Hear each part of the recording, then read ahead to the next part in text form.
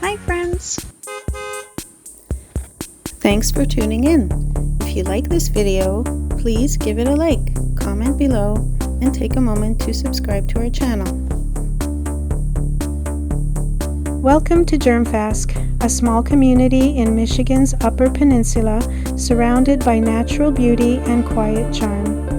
The town was first settled in the 1880s when pioneers were drawn here by the forests, rivers, and fertile land.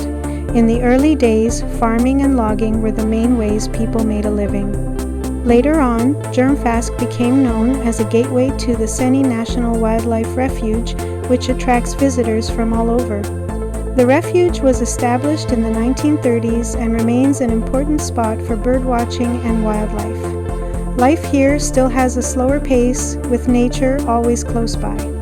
The rivers, lakes, and forests continue to shape the character of this place.